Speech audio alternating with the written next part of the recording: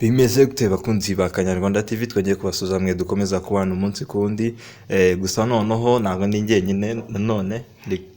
ni bana Simplice nk'ibisanzwe abakunzi ba Kanyarwanda TV twizere ko mumeze neza nta kibazo nta kimwe mufite nkuko musanzwe mumenyereye rero ni Kanyarwanda TV tukugezaho amakuru yizewe meza kandi acukumbuye neza haba muri entertainment haba sport n'ibindi byinshi bigiye bitandukanye. Icyo tuba tugusaba nta kintu no gukora subscribe urebe bahadise ijambo subscribe ubundi ukandeho kandi no kukazogera ujye ubona amakuru yacu ko tugenda tuyasohora ariko by'umwihariko ku bantu bamaze gukora subscribe tubanze tubashimiye cyane. Oya tubashimire rwose nimwe dukorera ibi bintu mudahari nta hundi twatubikorera muri abantu b'abagabo turabashimiye cyane rwose. Tunashimiye nawe umaze kuyikora kuri ubu ngubu gusa noneho iki tuzanye n'ubu ngubu ni umukobwa umaze kumenyekana cyane umunyamideli ubona wundi ni Keti Bashabe ni umukobwa mvuga ngo ni bamwe bajye bakunda boss lady niko bakunda kumwita kubera ibikorwa bimwe na bimwe bafite yiteje imbere ku giti cye ni umwe mu bakobwa abanyarwanda bajye bakunda kuvuga ko akenshi nyine ubona ibintu bimenyerewe hano haba muri Afrika cyangwa rimwe na rimwe no ku isi yose bagenda ugasanga ngo abakobwa bazagirwa n'umugabo icyo umugabo yazanye ari icyo umukobwa agenderaho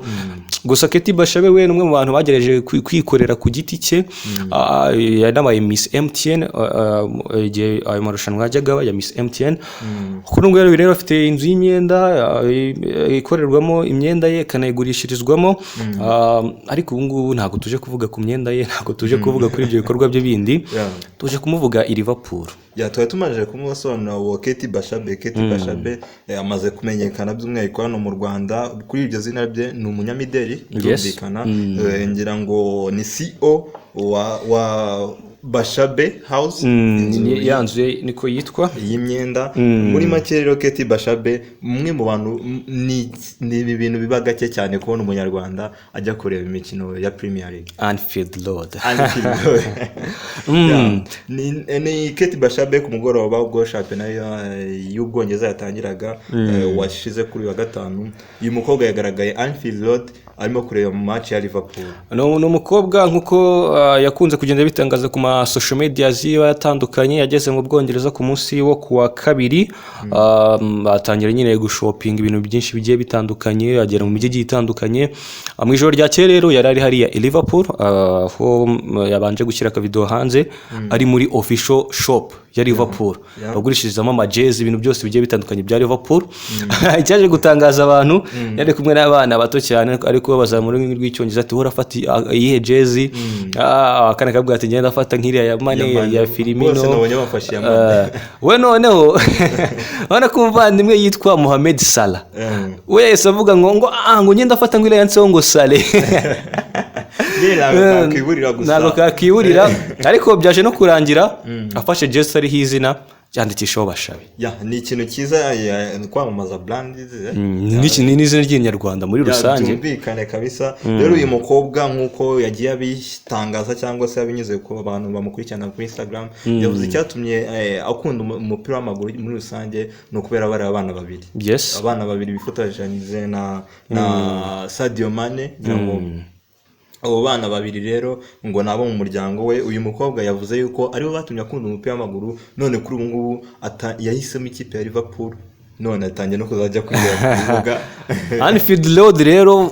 ku ijoro rya Kigo Liverpool yatsindaga ibitego 4-1 ikipe ya Norwich igitego cya mbere kitsinzwe na kapiteni wa Norwich cya kabiri Mohamed Salah cya gatatu Van Dijk icya kane agitsinzwe na Divock Origi mu gitego kimwe cyatsinzwe n'umusore bita Putti umunya-Finlande Keti Bashabe rero yarahari officially yatangiye Premier League yibera Anfield officially mu Nyarwandakazi ufana Liverpool ubwo ngubwo nawe agiye mu mubare w'abanyamutoza agiye mu mubare ubwo ya fan club ya Liverpool hano mu Rwanda bungutse umuntu mushya kandi ukomeye kabisa ni umukobwa unafite uburanga nyirango uburanga bwo arabufite nyirango benshi barimo kubibona uburanga bw'uyu mukobwa muri rusange gusa Keti Bashabe ni ikintu cyiza ubwo n'abandi bakobwa barebereho cyangwa se n'undi muntu why not niba ufite ikofi kwe kitajya mundi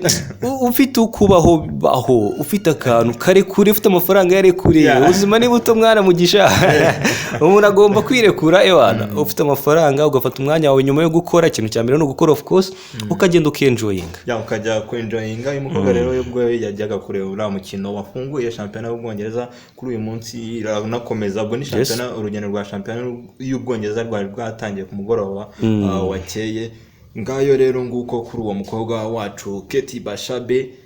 Nta kindi tugusaba rero wowe dukomeza kudukurikira, ugukanda subscribe, ugakanda no kuri notification, amakuru yose akazajya kugeraho neza kandi mu gihe nyacyo yizewe. Ngira ngo bamaze gukora subscribe bakurikirana